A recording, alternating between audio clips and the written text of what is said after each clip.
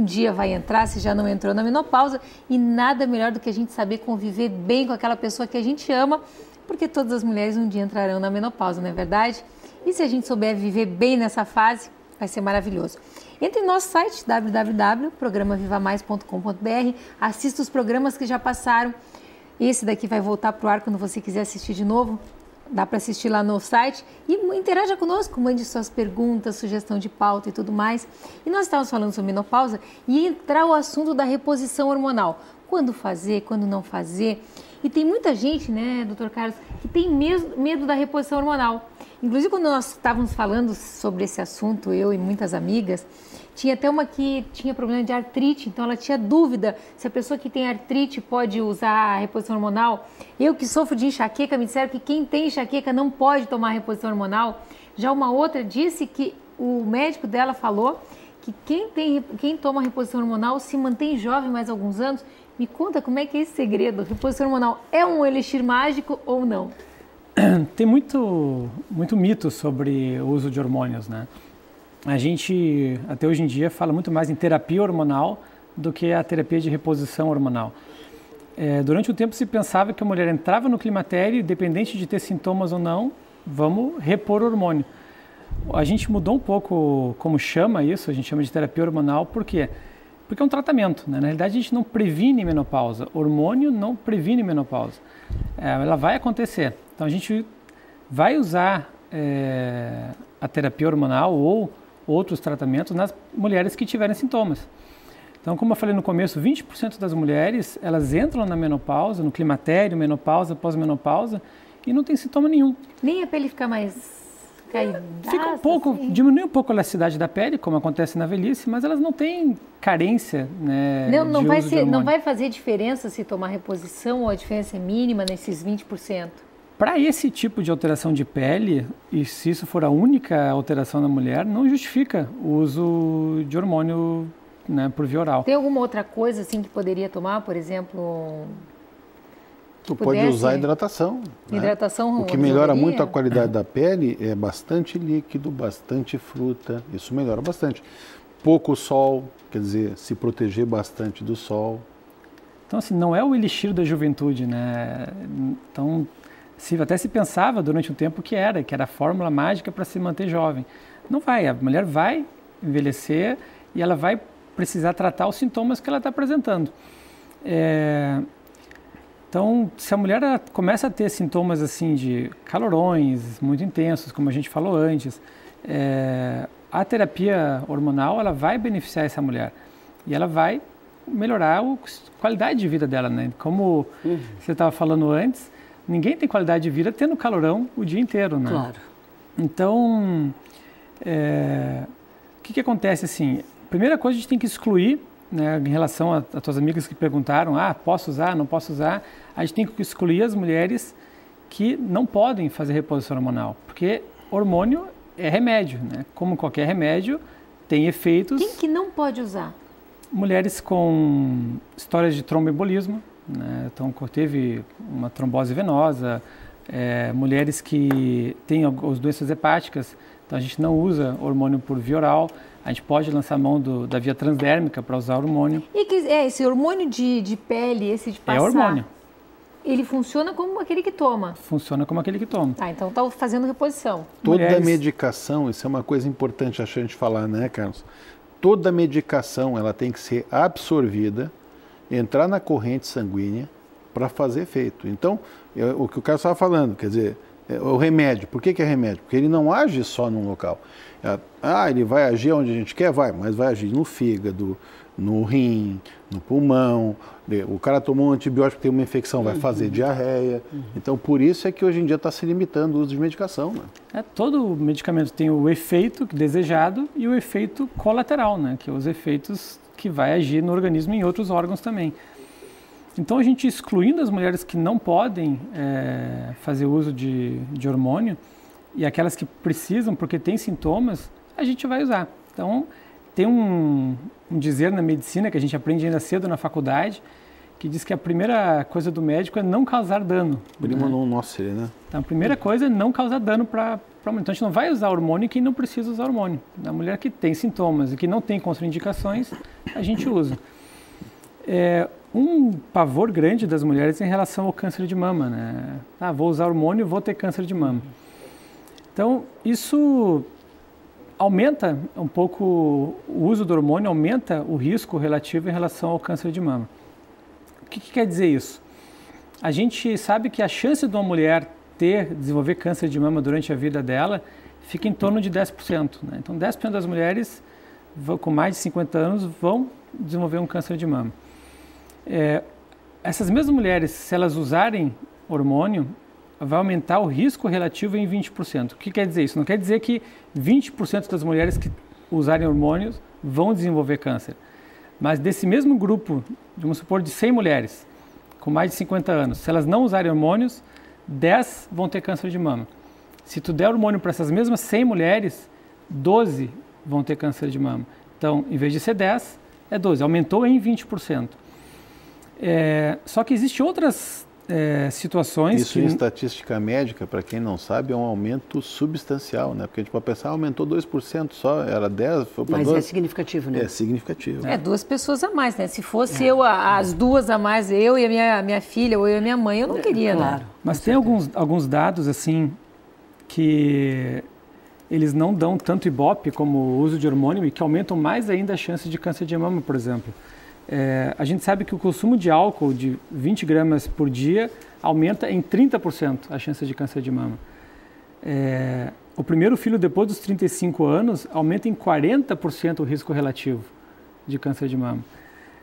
A obesidade aumenta em 150% o risco relativo. Né? Então, tem outras coisas que aumentam mais do que a terapia hormonal. Então, como qualquer medicamento, tem seus riscos e seus benefícios. Por isso que a palavra da ordem para climatério é individualizar. Quanto o álcool aumenta? Perfeito. O consumo de 20 gramas por dia aumenta em 30% o risco relativo. Mais do que o uso de hormônio. Mais do que o uso de Então, hormônio. para as meninas que hoje em dia estão bebendo em tudo que é festinha, né? E a gente vê meninas bebendo mais do que os meninos, quer dizer, abre os olhos, né? A obesidade, né? Que hoje está muito... E também mulheres nessa faixa etária da velhice, da terceira idade, seja lá a nomenclatura que deem, muitas mulheres estão bebendo. Mulheres que não bebiam em outra faixa etária. E estão bebendo por solidão, por tristeza, por baixa autoestima, né? Mulheres que se acham realmente assim delegadas num segundo plano pela família, ou sabe? Quer dizer, toda uma questão psíquica que leva à bebida. Então é incrível, porque como eu trabalho com terceira idade, eu vejo muito isso. As mulheres também estão saindo mais, né? Estão indo a bares mais. Que bom isso, as mulheres estão muito mais livres. Né? Mas tomam refrigerante, né? Mais evidente, mas aí aumenta a quantidade de bebida alcoólica nessas saídas. Com todas as consequências que isso pode trazer. Né? Claro. Mas eu ainda acho que é fundamental a aceitação dessa fase da vida. É uma fase que tem perda? Sim, mas tem ganhos? Tem, muitos ganhos. É aquilo que a gente dizia, né? Pergunta quem é que quer morrer cedo, ninguém quer. Então nós vamos envelhecer. Eu sou uma pessoa que desejo muito a minha menopausa, porque a minha avó curou a enxaqueca na menopausa, minha mãe curou a enxaqueca na menopausa. Olha que coisa boa, ela está esperando a menopausa. É a minha esperança que eu não tenho mais enxaqueca na menopausa, eu almejo a minha menopausa. Mas me diz uma coisa, Miguel, se a gente já viu que existem perdas, né? Então, por exemplo, assim, perda na elasticidade da pele, o Dr. Carlos estava me dizendo... Esse é o problema de ser conhecido, né? Ela começa a tratar pelos apelidos. O Dr. Carlos estava falando que existe uma certa atrofia na mama, o corpo muda um pouco, né? Mas muda por causa da menopausa, não? Muda também por causa da menopausa. A menopausa é envelhecimento, É o envelhecimento. Verdade, né? Tem médicos que chamam menopausa a doença da carência. É carência hormonal. É da carência hormonal, né? Mas que classificam isso doença da carência. Eu já vi mulheres dizendo, meu médico diz que eu estou com a doença da carência. Só esse termo já faz com que o emocional desta mulher se sinta atingido, né? Olha, minhas melhores, desculpa te cortar, Ana, mas assim, a gente já conversou sobre isso uma vez, né? E como a gente convive muito, né, Carlos? Minhas pacientes entre aspas, terceira idade, são as melhores pacientes para a gente tratar. Essa era a pergunta que eu ia fazer. Essa é a época de fazer a cirurgia plástica? Olha, depende qual é a cirurgia. Por exemplo, tem cirurgia que a gente começa a orelha de abano a fazer depois dos 6 anos. Eu não indicaria se fosse meu filho. Eu sempre digo, ó, espera estar um pouquinho maior para não ter que fazer uma anestesia geral. Claro. Né? Tem cirurgia que tu pode fazer na adolescência.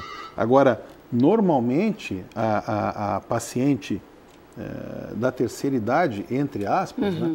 Eu estou chegando lá. Sim. E não me sinto, eu não me vejo como eu via meu pai e minha mãe quando tinham 35 anos. Eu estou com 52 e eu acho que estou muito mais jovem do que meu pai e minha mãe. E estás mesmo, não é? Acho. Porque com a gente certeza. Faz exercício, com certeza. Sem Te lembra que a gente... Sem demérito nenhum, porque senão eles vão me assistir e vão me ligar e dizer, falam mal de mim. Sim, mas eu, adolescente, já adulta, eu cantava aquela música, não confio em ninguém com mais de 30 anos. Pois é. Pois é, quando eu fiz 30, eu não quero mais cantar essa música. Mas a melhor paciente, claro, sem desmerecer os outros, tá?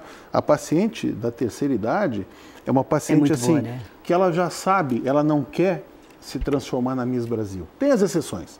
Essa que chega lá e quer ter 20 anos de idade, essa não dá para operar.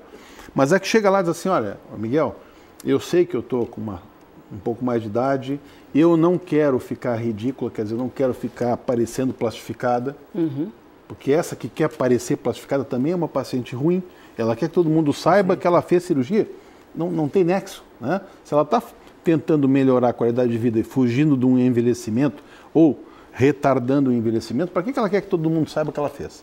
Então, o melhor paciente que a gente hoje, a grande massa dos cirurgiões plásticos pensa da mesma forma, é aquele paciente que a gente operou, que tem um resultado bom, mas não parece ser operado.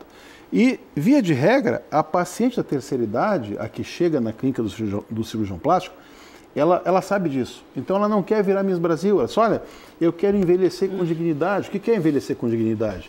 Quero diminuir um pouco das marcas, de repente tirar um pouco da ruga ou dessa sobra de pele das pálpebras que me atrapalha no final do dia. Quero que a minha netinha me olhe e não tenha medo desse monte de ruga. Claro. Mas esta aceitou a terceira idade, aceitou a velhice e quer dar uma melhorada. Agora, tem todo aquele time, né, que não aceita a faixa etária. Então, ou elas se plastificam, ou então o outro lado sexual, que pega os garotinhos. Então, uma mulher de 60 e poucos anos com um garoto de 20 e poucos, isso para mim está claro que é a não aceitação da faixa etária. Podem ser muito felizes, eles podem ser muito felizes, mas em geral, comum, né, Isabel? Está muito comum. Mas aí o comum, o que é? É o comum porque se sentem bem ou é o comum porque não aceita a faixa etária? Porque me parece que entre os iguais é quando a gente se dá melhor, né? Claro que tem exceções, claro que tem. Aí a gente pega assim, homens com mulheres bem mais jovens. Bom, isto há muito tempo vem acontecendo e me parece que é mais fácil esta convivência de homens com mais idade e mulheres bem mais jovens. Até porque a mulher amadurece mais cedo, né? É evidente, a mulher é mais madura, disseste uma coisa certíssima. O rapaz demora mais a amadurecer. Então, eu acho que a convivência... Mas aí, a questão da convivência eu não quero pontuar. Eu quero pontuar a questão da não aceitação da faixa etária. Isso caracteriza a não aceitação. Eu vou até dar te interromper um pouquinho, que a gente falou sobre isso no intervalo. Isto. Né? Que tu disse que o homem aprende pelo visual. Pelo olhar. Né? E a mulher pela audição. Isso é uma verdade. Porque assim, pela visão que é mais e a mulher fácil pela audição. a aceitação? Porque, na verdade, para o homem... o libido masculino, é muito importante o visual. Muito importante. Então, assim, perfeito. A gente vê que passa uma menina com um bumbum bonito, tem uma turma de guris, os guris fazem assim. Né? Não é a mesma coisa com a mulher. Ela pode até olhar e dizer, passou um cara bonito. Mas não tem esse apelo. Porque ela é pela audição. Ela aprende dá a dica, já aproveita da dica que tu deu no comercial. Se eu soubesse disso, né? Vou aprender isso com 52 anos. Não, porque isso é pesquisa, né? Isso é comprovação científica. O homem faz a sua aprendizagem maior pela visão. E a mulher faz a aprendizagem maior pela audição. Por isso que os espertos ganham as meninas, né? Por isso que os espertos, e por isso tem muita mulher amando cafajeste, porque ele chega com aquela voz maravilhosa. Pronto. Fala o que quer escutar. Lógico, é lógico. Não tem mulher difícil, tem mulher mal cantada. Tem mulher, exatamente, tem homens que já dizem isso. Os ditados populares retratam a verdade. É, claro, claro. Mas vocês estão vendo que a gente está tratando de um tema aqui que angustia muita gente, que é menopausa, né, Ana Paula? Com muito humor, porque o humor é fundamental na vida. O humor é fundamental. Acho que todo mundo aqui concorda comigo. Uma pessoa mal-humorada, a gente não quer nem ficar muito tempo perto, é ou não é? Ai, com certeza. Ninguém quer dividir desgraça. Né? É, perfeito. Então vamos ficar bem... A gente quer dividir prazer. Claro, Essa claro. é uma das coisas que eu sempre digo. Olha, se tu quiser dividir viagem legal, passeio legal, sei lá, coisas boas, conta comigo. Claro. Agora, para dividir problema, a gente pode até ajudar. Aquela que tu telefona e diz assim, como é que tu vai, o fulano? Discutir a relação o tempo inteiro é cruel. Exatamente. Né? Ou então aquele amigo que tu telefona e diz, aí fulano, como é que tá? Vou indo. Aí tu tem que perguntar, vai indo pra onde? É um lugar bom, eu vou junto. Dependendo de onde. Normalmente não é bom, né? Normalmente não é bom. E na menopausa, no climatério, o que a gente ouve mulheres dizendo? Tem mulheres que classificam, eu estou no tempo das lágrimas. Eu já ouvi isso. Isso é um dito popular. Nossa, que tristeza. Tem mulheres que dizem, é a morte em vida, né? Exatamente, porque dão valor para aquele vazio que vem, mas que a gente tem que saber lidar com ele, né? O doutor vai concordar comigo, porque o senhor é um pouco psicólogo, um pouco terapeuta lá no consultório, não é? Muito bom fazer consulta com... É muito bom fazer claro. consulta com o Dr. Carlos. Ele claro. conversa Não, com a gente. E homem